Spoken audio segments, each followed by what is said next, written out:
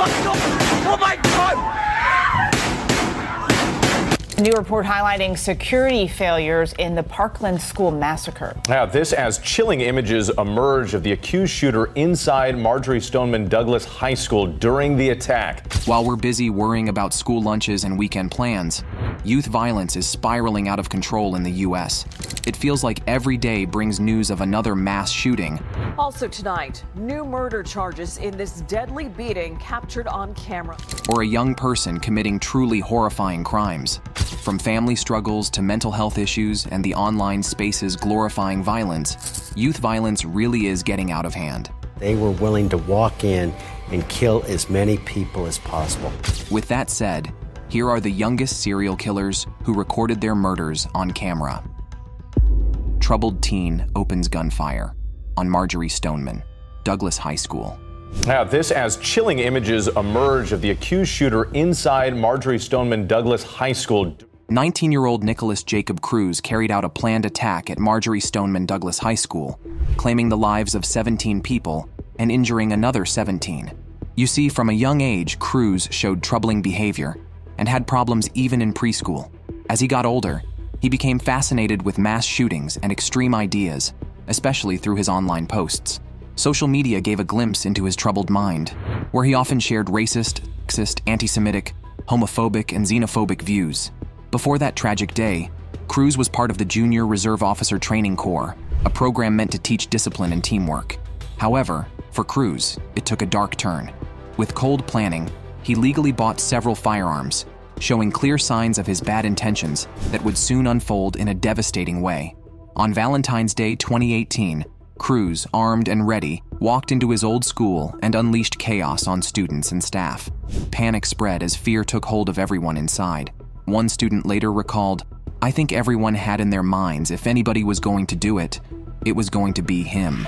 It was later revealed that he had been kicked out of 2 private schools and held back in his studies twice. His dreams of joining the military and his love for hunting seemed far away, overshadowed by the darkness in his life. The shooting lasted a terrifying hour and 20 minutes. In the chaos, Cruz tried to mix in with the fleeing students in order to escape. However, his freedom was short-lived. Police quickly caught him in nearby Coral Springs without any trouble. When asked why he did it, Cruz's chilling answer shocked everyone.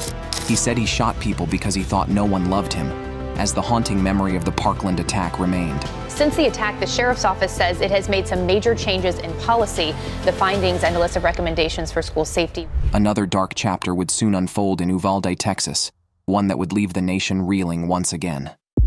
The tragic Robb Elementary School shooting.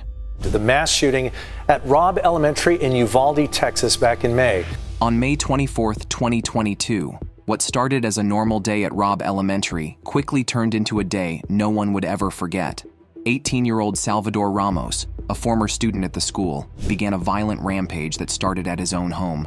Before going to school, he shot and wounded his grandmother, a scary sign of the horror that was about to unfold. After leaving his home, Ramos headed to Robb Elementary, armed and ready to cause destruction. With shocking accuracy, he entered the school and targeted classrooms, aiming at the very places where children should feel safe. The heartbreaking outcome? 19 students and 2 teachers lost their lives, while 17 others were hurt. The aftermath of the shooting brought not just heartbreak. There's some excruciating moments tonight for parents as they wait for word about their children and whether or not they are still alive. But a wave of anger, especially aimed at the police response, or lack of it. While chaos unfolded inside the school, officers were on the scene but shockingly did nothing for an excruciating hour and 14 minutes. The Texas Department of Public Safety later revealed that the officers misunderstood the situation, treating it as a barricaded subject scenario instead of an active shooter event. However, the frustration did not stop there. Outside, desperate parents clashed with police, frantic with worry for their children. Some parents even tried to rush into the school themselves, leading to heated confrontations with officers. The Uvalde School District Police were heavily criticized for their slow response to the Robb Elementary shooting. Controversy grew even more when Police Chief Pete Arredondo, named as the incident commander, denied being in charge, adding to the confusion and frustration. A report from the Texas House of Representatives Investigative Committee highlighted serious failures among several authorities.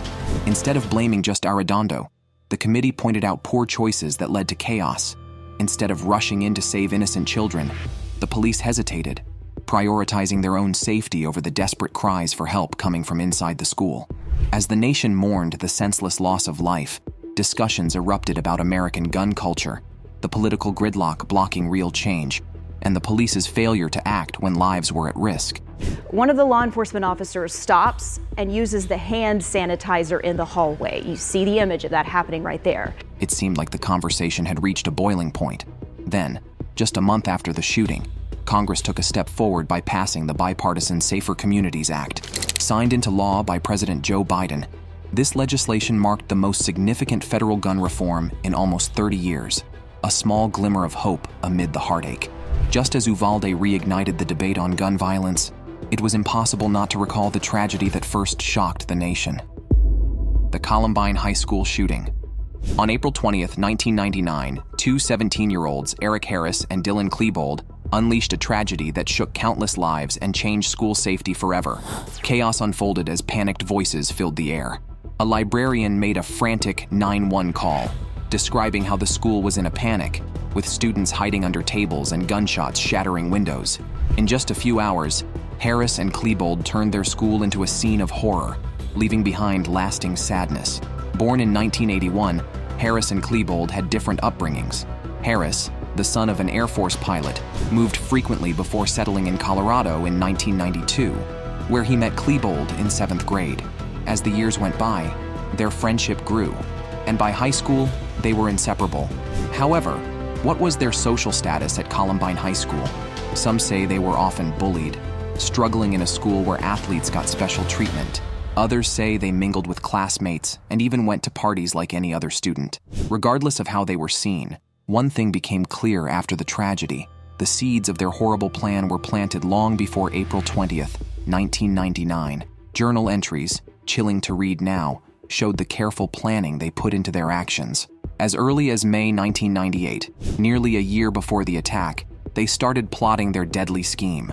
For 11 months, they gathered weapons, explosives, and a twisted determination to carry out what would become one of the deadliest school shootings in U.S. history.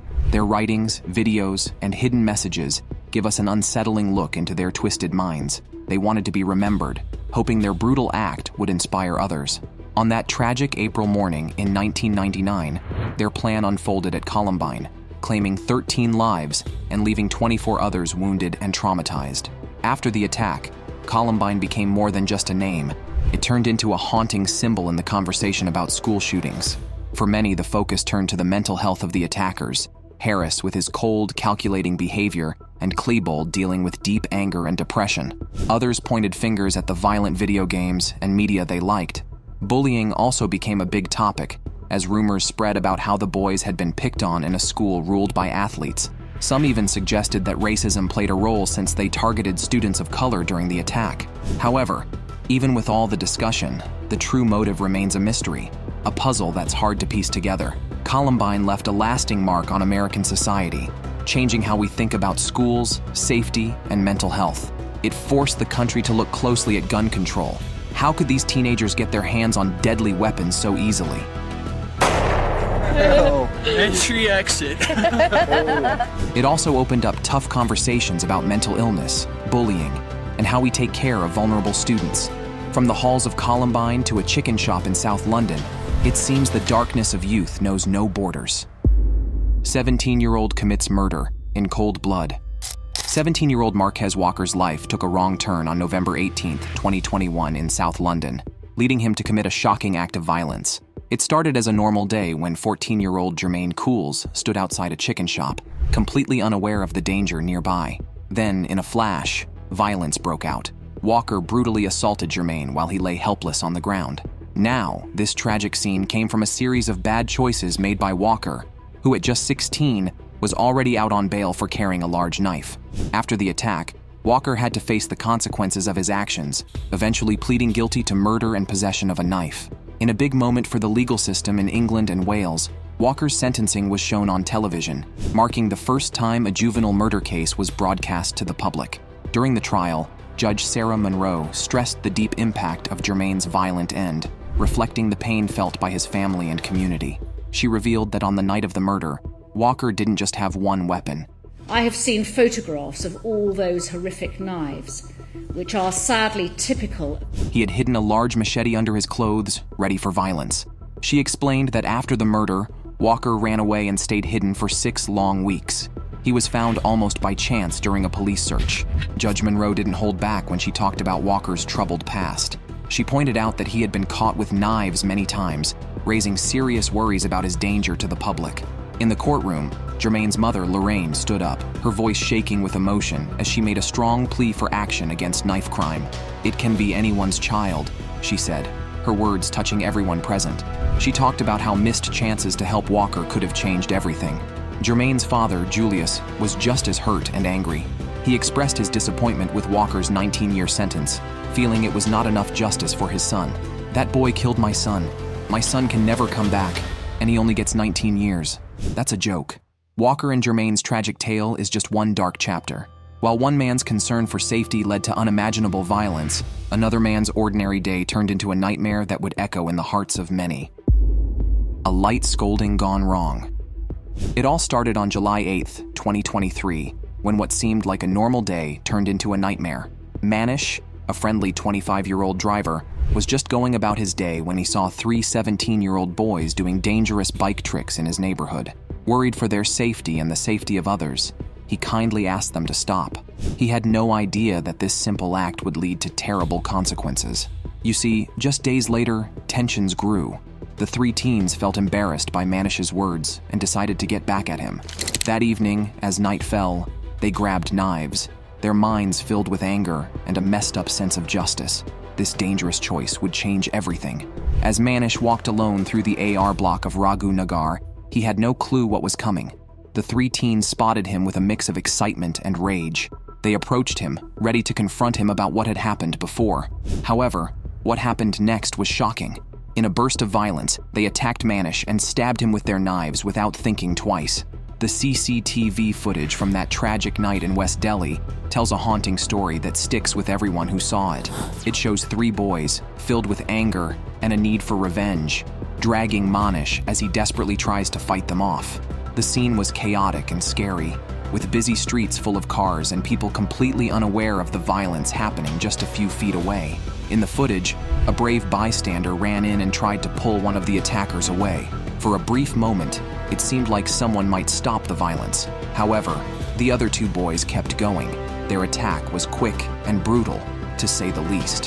One attacker hesitated for a moment, surprised by the intervention, but soon jumped back in, stabbing Manish again and again without any regret. What happened was nothing short of a nightmare. Onlookers watched in disbelief but didn't step in to help. Manish's cries for help were lost in the chaos as he lay on the ground, badly hurt. After the attackers ran away, Manish was rushed to Deen Dayal Upadhyay Hospital, but his injuries were too severe. The medical team worked hard to save him, but he sadly passed away. Eventually, the coroner's report later revealed the shocking details. Manish had suffered 28 stab wounds, with deep cuts to his chest and torso, and minor injuries to his legs and arms. In response to this tragedy, the Delhi police quickly jumped into action, determined to find justice for Manish. A murder case was opened at the Kiala police station.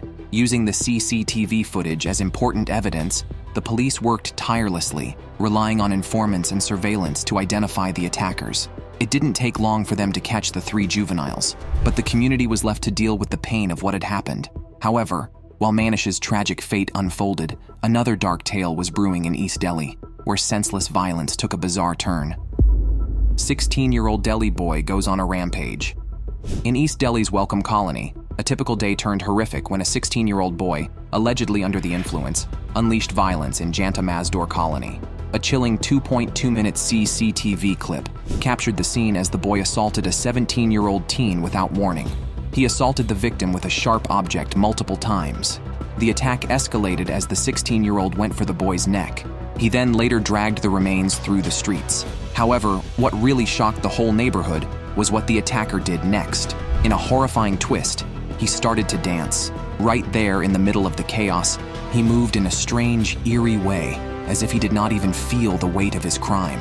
What triggered this violent outburst? Well, reports say it all began when the boy asked the victim for money to buy biryani. When the victim said no, The boy's temper shot up, and before anyone could understand what was happening, things escalated into something unimaginable.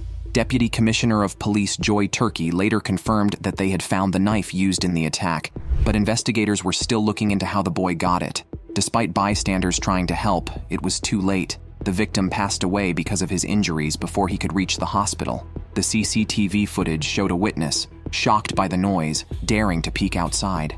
However, the boy, still caught up in his violent frenzy, waved the knife threateningly, forcing the person to go back inside in fear. As the investigation continued, the story grew even darker. Investigators revealed that the brutal attack did not start with the knife. It began with his hands. The boy first assaulted the 17-year-old, knocking him out. With the victim completely helpless, the boy pulled out a small knife and struck him multiple times. As if that was not bad enough, the attacker dragged the victim into a narrow bylane and continued to hurt him. It was clear he wanted to destroy every part of his victim. Only when he was sure that life had left the young man did he finally stop. However, in one last act of heartlessness, he dragged the remains back to the alley where they came from and stole 350 rupees before running away. However, thanks to the quick response of the police and the clear CCTV footage, they were able to identify the suspect right away. Deputy Commissioner of Police Joy Turkey reported that the boy was caught soon after and confessed to the murder. They also recovered the knife he used in this terrible crime. This incident serves as a harsh reminder of how serious issues like youth violence and drug abuse can lead to unimaginable outcomes. As violence danced in East Delhi, a chilling echo was about to ripple through a seemingly safe school in Massachusetts. Philip Chisholm brutally murdered his teacher. At Danvers High School, Coline Murd3rs wasn't just an 8th grade teacher. She was a bright light for her students, always willing to help them with difficult math problems. She loved math and was dedicated to making sure her students succeeded. However, on that fateful day in October 2013, she invited 14-year-old Philip to stay after school for extra help, not knowing that her kindness would lead to a terrible plan he had been plotting. As the clock ticked closer to 2:54 p.m., Philip walked into school with a casual attitude, but his arrival was far from ordinary. He came in with several bags, each hiding something dangerous. Inside were items for his awful plan: a box cutter, a mask, gloves, and a change of clothes. The new security cameras captured every moment as Philip walked through the halls with a calm that was anything but normal. Meanwhile, Coline, his caring math teacher, was getting ready to leave her classroom for a break. She headed toward the women's bathroom on the 2nd floor, unaware that danger was right behind her. Moments later, Philip, wearing a hood, slipped in after her, adrenaline pumping as he put on his gloves. He took Colline's personal things, her credit cards, her iPhone, and even her underwear. Each item he grabbed seemed to give him a boost, but then he pulled out the box cutter and stabbed her, leaving 16 deep wounds.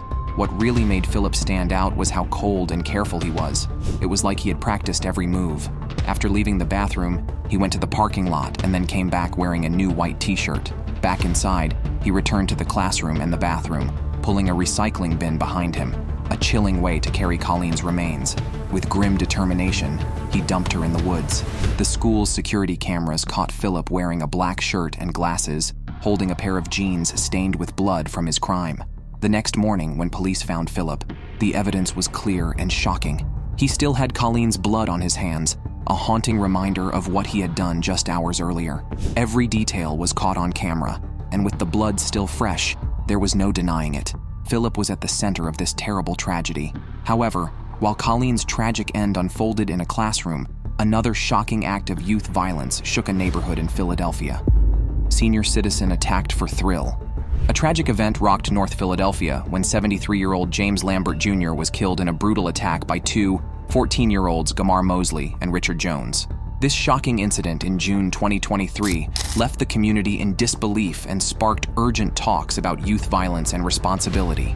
On a tense Monday, the courtroom was packed with family members of both Lambert and the teens, and the sadness was thick in the air. A Philadelphia judge made a big announcement. Mosley and Jones would stand trial for murder, conspiracy, and possession of a weapon. The room was filled with emotion as the court proceedings began, with both families struggling to cope with the tragedy that changed everything. When the judge showed the evidence, Video footage from that night lit up the screen. Well, the brutal attack, it was all caught on camera. Eyewitness News reporter Jasmine Payute is live outside of the criminal justice. The grainy images captured a group of 7 kids, including Mosley and Jones, running out of a local playground in the early hours. What began as a simple moment quickly turned chaotic as they chased Lambert, who was trying to cross the street. This small interaction turned into a terrible encounter. As it turns out, Mosley picked up an orange traffic cone, which would soon become a weapon. Jones grabbed it from him and threw it hard at Lambert, causing him to stumble and fall onto the sidewalk while badly hurting his head. However, the attack didn't end there. As Lambert tried to get back on his feet, Mosley struck again, hitting him in the back. In a final, brutal act, Mosley chased after Lambert and brought the cone crashing down onto his head. Lambert fell to the ground and went completely unresponsive. Despite the desperate attempts of bystanders rushing to help, though, Lambert sadly died from his injuries at the hospital. The shock of this incident was just something no one could forget. In the courtroom, Lambert's niece, Tanya Stevens, spoke about her uncle. He had lived in Philadelphia his whole life and was a devoted churchgoer who had been like a father to her. Her voice trembled with emotion as she shared that Lambert's only crime that night was asking the group of kids why they were out so late. Meanwhile, Jones's lawyer, Coline Turner, tried to change the story. She claimed that her client's single throw couldn't be the only reason Lambert died. She pointed out differences between the video and the autopsy report, hoping to make the jury doubt what they saw. However, Assistant District Attorney Sidney Pope stood strong, saying that Jones played a big part in the events that led to Lambert's death. However, Judge Wendy Pugh listened carefully to both sides. After considering everything, she decided to side with the prosecution. She ordered that both Mosley and Jones be held on all charges. In the end, many people agreed that this was an important step toward justice in a case that had a huge impact on the community. As one community grappled with the loss of a beloved elder, another was thrust into chaos by a young shooter with a tragic tale of his own. The Vladislav Rybnikar Model Elementary School shooting. On May 3rd, 2023, 13-year-old Kosta Kekmanovic, a student like any other, changed what should have been a normal day into a nightmare. Armed with a gun, Kosta opened fire on his classmates and teachers, filling the school with panic and fear. In just moments, the happy sounds of learning were replaced by the terrible sounds of gunfire. 9 students and a brave security guard lost their lives that day, their futures cut short before they could really begin. However, the destruction didn't stop there. The gunfire also injured 5 other students and a teacher, leaving them with painful wounds that reminded them of the horror they had lived through. In a chilling twist, Kosta willingly gave himself up to the police after the shooting. Serbian officials say the alleged shooter is a 14-year-old student who's now in custody, showing a calmness that was shocking given the chaos he had just caused. However, Serbia's legal system has a strict age limit for being held responsible for crimes set at 14. This meant that young Kosta couldn't be tried as an adult for his crimes. The guns he used belonged to his father, who now faces serious charges for putting the public in danger. Kosta's mother has also been charged with having a weapon illegally, raising tough questions about parental responsibility in tragedies like these. As the legal process began, Kosta was taken to a psychiatric hospital in Belgrade, where doctors would check his mental health and give him the treatment he needed. The trial for his parents began on January 29, 2024, marking a challenging journey toward justice and healing for the victims, their families, and the grieving community. While Kosta Kekmanovic's shocking actions left a community in chaos, another family faced a chilling confession that would unravel their world in unexpected ways. A 12-year-old girl was the cause of her brother's death. The horrifying day began when the girl woke her mother, April Lyda, with a chilling confession. She had just stabbed her brother. Panic set in as they rushed him to the hospital, but sadly, he didn't survive.